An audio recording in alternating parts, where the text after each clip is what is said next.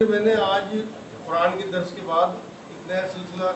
شروع کرنے کی سوچی ہے کہ میں کسی ایک موضوع پہ آپ کو قرآن کی چند آیتیں اور چند احادیث سنایا کروں گا انشاءاللہ، اور موضوع آپ بتایا کروں گا اگلے ہفتے کی۔ اس بار تو موضوع کیونکہ شروعات ہو رہی تھی، میں نے آپ لوگوں سے پچھلی بار ڈسکس بھی کیا تھا، تو میں اسلام سے متعلق آیتیں چھانٹ کے لایا ہوں، ان کا ترجمہ آپ کو بتا دوں، اسلام کے بارے میں قرآن میں کیا کیا بات آئی ہے اور کیا کیا احادیث ہیں اسلام سے متعلق۔ اگلی بار آپ جاتے ہوئے سب لوگوں کے مشورے سے کسی ایک موضوع پہ، جو موضوع آپ مجھے دو گے، مان لو چوری ہے، جھوٹ ہے، ایمان ہے، عورت ہے، نکاح ہے، طلاق ہے، جس موضوع کا آپ کہو گے اس موضوع کی میں آپ کو قرآن سے آیتیں 4-5 آیتیں مطلب موٹے موٹے طور پہ آپ کو سمجھ آ جائے قرآن میں اس موضوع سے متعلق کیا چیزیں ہیں، اور چند احادیث بتایا کروں گا انشاءاللہ۔ پہلے قرآن کا درس ہوگا، اس کے بعد آپ کو ضرور پڑھنے۔ آج انشاءاللہ سورہ نحل میں چل رہی ہے، اس کی آیت نمبر 35 سے 50 تک کا انشاءاللہ تلاوت اور ترجمہ ہوگا۔ آیت نمبر 35 سے 50 تک، 2 رکوع۔ اعوذ باللہ من الشیطان الرجیم، بسم اللہ الرحمن الرحیم۔ وقال الذين أشركوا لو شاء الله ما عبدنا من دونه من شيء نحن ولا آباؤنا ولا حرمنا من دونه من شيء كذلك فعل الذين من قبلهم فهل على الرسل إلا البلاغ المبين ولقد بعثنا في كل أمة رسولا أن اعبدوا الله واجتنبوا الطاغوت فمنهم من هدى الله ومنهم من حقت عليه الضلالة فسيروا في الأرض فانظروا كيف كان عاقبة المكذبين إن تحرص على هداهم فإن الله لا يهدي من يضل وما لهم من ناصرين وأقسموا بالله جهد أيمانهم لا يبعث الله من يموت بلى وعدا عليه حقا ولكن أكثر الناس لا يعلمون۔ الحمد للہ رب العالمین والصلاة والسلام علی رسول الکریم اما بعد۔ اعوذ باللہ من الشیطان الرجیم، بسم اللہ الرحمن الرحیم۔ شروع کرتا ہوں اللہ تعالیٰ کے نام سے جو بڑا مہربان نہایت رحم فرمانے والا ہے۔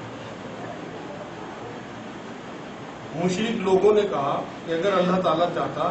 تو ہم اور ہمارے باپ دادا اس کے سوا کسی اور کی عبادت ہی نہ کرتے، جانتے بوجھتے، مطلب ہم کسی شرک میں نہ پڑتے۔ یہ الزام اللہ رب العزت نے اس ٹائم کے مشرکوں نے لگایا۔ یہاں اللہ رب العزت نے یہ بات بتائی ہے کہ جو گنہگار لوگ ہوتے ہیں، جو اپنے جرم اور اپنے ظلم کا معاملہ اللہ کے سر تھوپتے ہیں، ان لوگوں کا معاملہ یہ ہے کہ وہ اس طرح کے لوگ ہوتے ہیں کہ اگر اللہ چاہتا تو ہم شرک ہی نہ کریں۔ اسی طرح سے اگر کوئی چور ہو تو کیا، اگر بھائی جب اللہ کی مرضی کے بنا پتہ نہیں ملتا تو میں چوری جو کر رہا ہوں وہ بھی اللہ کے حکم سے، معاذ اللہ میں زنا کر رہا ہوں وہ بھی اللہ کے حکم سے۔ تو یہ ساری چیزیں اگر اللہ یہ چاہتا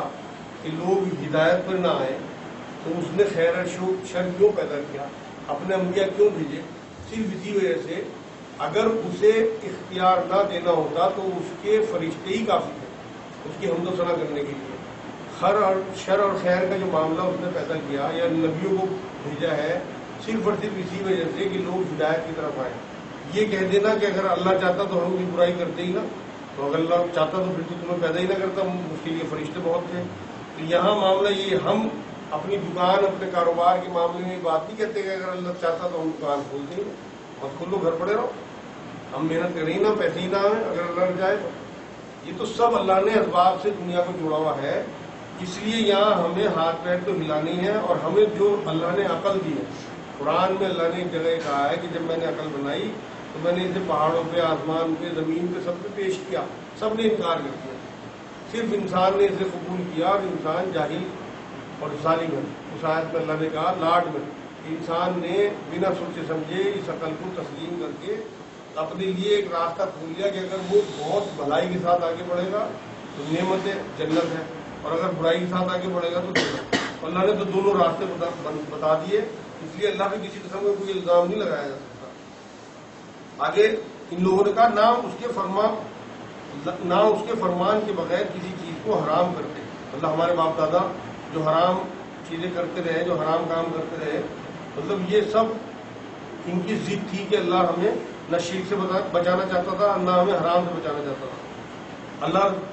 رب العزت نے ہر قوم میں رسول بھیجے صرف اور صرف اسی لیے کہ لوگ ہدایت کی طرف آئیں۔ یہی فعل ان سے پہلے کے لوگوں کا رہا، مطلب ہمیشہ سے اس طرح کے لوگ ہر قوم میں پیدا ہوتے رہے۔ تو رسولوں پر تو صرف کھلا کھلا پیغام کا پہنچان دینا تھا، مطلب ہدایت رسولوں کے ہاتھ میں تھی۔ اللہ نے رسول بھیجے ہی اسی لیے تھے کہ وہ پیغام پہنچائیں اور تمہیں خیر اور شر کی تمیز سکھا دیں اور راستہ بتا دیں، باقی ہدایت اللہ کے ہاتھ۔ آگے فرمایا ہم نے ہر امت میں رسول بھیجے کہ لوگوں صرف اللہ کی عبادت کرو اور اس کے سوا تمام معبودوں سے بچو، مطلب سب سے پہلے ہر چیز کا انکار کرنا ہے، تمام معبودوں سے بچنا ہے۔ یہاں اللہ رب العزت کا یہ بات کہنا کہ میں نے تمام امتوں میں رسول بھیجے، اس کا مطلب یہ ہے کہ لازمی ہمارے ہاں جو غیر مسلم لوگ ہیں ان میں بھی رسول آئے ہوں گے۔ جب اللہ یہ کہہ رہا میں نے ہر امت میں رسول بھیجے تو ہندوؤں میں بھی ضرور رسول آئے ہوں گے۔ وہ واضح طور پہ ہمیں قرآن یا حدیث سے نہیں ملتی کوئی بات، مگر قرآن کی اس آیت سے بات ملتی ہے کہ رسول آئے ضرور ہوں گے یہاں پہ۔ تو صرف اللہ کی عبادت کرو اور اس کے سوا تمام معبودوں سے بچو۔ تمام کا انکار کرنے کے بعد تب ایک اللہ کی عبادت شروع ہوگی، پہلے طاغوت کا انکار ہوگا، پہلے شرک کا انکار ہوگا، تب توحید پہ لوگ آئیں گے۔ آگے فرمایا بس بعض لوگوں کو تو اللہ تعالیٰ نے ہدایت دی اور بعض پر گمراہی ثابت ہو گئی، مطلب اللہ کا قانون یہ ہے کہ جو جس راستے پر آگے بڑھے گا اللہ رب العزت اسی میں اسے برکت دے گا۔ جس نے ہدایت چاہیے اللہ نے اسے ہدایت دے دی، جس نے گمراہی چاہی اسے گمراہ کر دیا اور اس پہ مہر لگ گئی۔ آگے فرمایا بس تم خود زمین میں چل پھر کر دیکھ لو کہ جھٹلانے والوں کا انجام کیسا کچھ ہوا۔ مطلب ہمیں یہ اللہ نے آفر دی ہے کہ ہم چاہیں تو پچھلی تمام قوموں کے قصے پڑھیں جو اللہ رب العزت نے تاریخ میں اپنے رسول اور تمام لکھنے والوں کے ذریعے ہمارے لیے چھوڑے ہیں، کہ ان کے انجام تم پڑھ لو کہ انہوں نے نافرمانی کی تو ان کے انجام کیا ہوئے،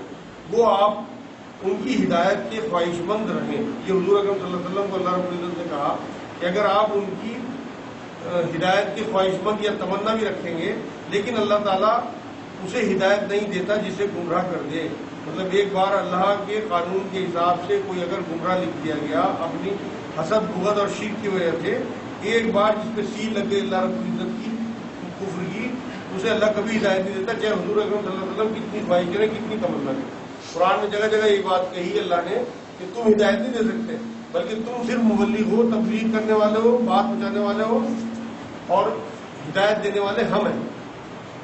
آگے فرمایا اور نہ ان کا کوئی مددگار ہوتا ہے، مطلب ایسے لوگ ان کی سمجھ میں ہی نہیں آتی بات، اگر کوئی انہیں سمجھانے کی کوشش کرے ان کی مدد کی بھی کوشش کرے تو وہ سمجھتے ہی نہیں، جس کو وہ آگے بڑھتے چلے جاتے ہیں اسی میں ان کی موت ہو جاتی ہے۔ وہ لوگ بڑی سخت سخت قسمیں کھا کھا کر کہتے ہیں کہ مردوں کو اللہ تعالیٰ زندہ نہیں کرے گا، مطلب پہلے تو لوگ دوبارہ اٹھنے کا انکار کرتے تھے، بہت سے لوگ مانتے بھی تھے دوبارہ آنے کو، تو وہ جیسے یہاں ہمارے غیر مسلم بھائی جو ہیں وہ یہ کہتے ہیں کہ ہم یہاں بار بار جنم لیتے رہتے ہیں، اس طرح دوبارہ آخرت میں اٹھنے کا انکار تمام لوگ کرتے تھے اس وقت، جو کافی صرف ان کے علاوہ جو ایمان میں آئے۔ مطلب آج ہمارا بھی حال یہی ہے کہ ہم زبان سے تو کہتے ہیں آخرت ہے، لیکن ہمارے عمل سے نہیں ٹپکتی کہ آخرت ہے اور ہمیں حساب کتاب دینا ہے۔ تو اس ٹائم زبانی انکار نہیں کرتے تھے لوگ، ہم عملی انکار کر رہے ہیں۔ ہم زبان سے تو کہتے ہیں آخرت ہے حساب کتاب ہوگا، مگر ہم اگر اپنے 24 گھنٹے چیک کریں اس پہ ہم دیکھیں اللہ اور اس کے محبوب کی ہم کتنی نافرمانیاں کر رہے ہیں، اس بات سے ہماری اس عمل سے لگتا ہے کہ ہمیں صرف معلوم ہے، یقین نہیں ہے۔ اس لیے بہت ضروری ہے کہ ہمیں یقین کی حد تک آخرت کا معاملہ ہونا چاہیے۔ ليبين لهم الذين يختلفون فيه وليعلم الذين كفروا أنهم كانوا كاذبين. إنما قولنا لشيء إذا أردناه أن نقول له كن فيكون. والذين هاجروا في الله من بعد ما ظلموا لنبوئنهم في الدنيا حسنة ولأجر الآخرة أكبر لو كانوا يعلمون. اس لیے بھی کہ یہ لوگ جس چیز میں اختلاف کرتے تھے اسے اللہ تعالیٰ صاف بیان کرتے، اور اس لیے بھی کہ خود کافر اپنا جھوٹا ہونا جان لیں. مطلب قیامت برپا کرنے کی وجہ اللہ رب العزت نے اس آیت میں بیان کی ہے کہ قیامت میں اس لیے برپا کروں گا کہ تاکہ دودھ کا دودھ پانی کا پانی ہو جائے. جو لوگ یہاں پہ جیسا کر کے گئے ان کے اختلافات کا جواب بھی قیامت میں مل جائے گا، اور جو انہوں نے یہاں عمل کیے ہیں وہ انہیں دکھا دیے جائیں گے کہ انہوں نے کیسے نبیوں کو جھٹلایا اور کس طرح سے اللہ کے دین کے مذاق اڑائے. ہم جب کسی چیز کا ارادہ کرتے ہیں تو صرف ہمارا یہ کہہ دینا ہوتا ہے کہ ہو جا، بس وہ ہو جاتی ہے. مطلب اللہ رب العزت کا کن فیکون کا جو کلمہ ہے، کن مطلب ہو جا اور وہ ہو جاتی ہے. تو اللہ رب العزت نے یہ بات کہی کہ قیامت کو جب میں چاہوں گا جب برپا کر دوں گا، صرف مجھے کن کہنے کی ضرورت پڑے گی اور فوراً قیامت برپا ہو جائے گی. تو اللہ رب العزت ہر چیز کے معاملے میں یہی بات ہے. حالانکہ اللہ دنیا میں یہ معاملہ نہیں کرتا، اسے اس نے عالم امر کے لیے اٹھا کے رکھا ہوا ہے کہ وہاں پہ ابھی یہ دنیا اس نے اسباب سے چلائی ہوئی ہے کہ ہم محنت کریں گے تو ہمیں پھل ملے گا، ہم کسی بھی کام میں آگے بڑھیں گے تب اس کا پھل ملے گا، ورنہ اللہ چاہے تو کن فیکون میں سب کچھ کر سکتا ہے. مگر یہاں اس نے اسباب سے دنیا میں چلا رکھا ہے، اس لیے یہاں کن فیکون کا معاملہ کبھی کبھی جب اللہ چاہتا ہے کہ میں پوری قوموں کو تباہ کروں تو کن کہہ دیتا ہے، پوری قومیں تباہ ہو جاتی ہیں. لیکن وہ کبھی کبھی ہوتا ہے دکھانے کے لیے کہ میں سب کچھ کر سکتا ہوں. جیسے اس نے عیسیٰ علیہ السلام کو بنا باپ کے پیدا کر دیا، آدم علیہ السلام کو بنا ماں باپ کے پیدا کر دیا، لیکن تمام تر انسان باقی جتنے بھی ہیں وہ ماں باپ کے ملن سے ہی پیدا ہوئے. تو اس نے دکھا دیا کہ میں کر کچھ بھی سکتا ہوں، لیکن کرتا وہ اپنے قانون کے حساب سے ہے. ریئر کیسز میں دنیا میں اس نے دکھا دیا کہ میں کر سکتا ہوں. آگے فرمایا جن لوگوں نے ظلم برداشت کرنے کے بعد اللہ کی راہ میں ترک وطن کیا ہے، مطلب ہجرت کی ہے، ہم انہیں بہتر سے بہتر ٹھکانہ دینے میں دنیا میں بھی عطا فرمائیں گے، اور آخرت کا ثواب تو بہت ہی بڑا ہے. مطلب جو لوگ اللہ کے دین کے لیے ہجرت کریں گے، اپنے وطن کو چھوڑیں گے، اپنے گھر بار، اپنے رشتہ داروں، اپنی اولادوں کو چھوڑیں گے، ان کے لیے اللہ رب العزت نے یہ بات کہی ہے کہ انہیں دنیا میں تو جو بھی کچھ عطا کروں گا وہ ملے گا. جیسے لوگ مکے سے ہجرت کر کے مدینہ منورہ پہنچے ہیں، اس کے بعد انہیں دین کا غلبہ، مال غنیمت، بے انتہا عزت اور حضور صلی اللہ علیہ وسلم کا ساتھ ملا ہے. تو وہ دنیا کا ایک معاملہ تھا. حضور اکرم صلی اللہ علیہ وسلم کی وصال کے بعد جب حضرت عمر رضی اللہ تعالیٰ عنہ لوگوں میں وظیفے طے کر دیے تھے، انہوں نے جو مہاجر تھے، جو انصار صحابی تھے، مطلب جو ہجرت کر کے گئے تھے، جو مدینے کے لوگ تھے جنہوں نے دین کی خدمت کی تھی، ان کے جب وظیفے طے کیے تو وظیفے بانٹتے ہوئے بات کہتے تھے کہ لو یہ دنیا کا وہ فائدہ ہے جس کا اللہ نے وعدہ قرآن میں کیا ہے.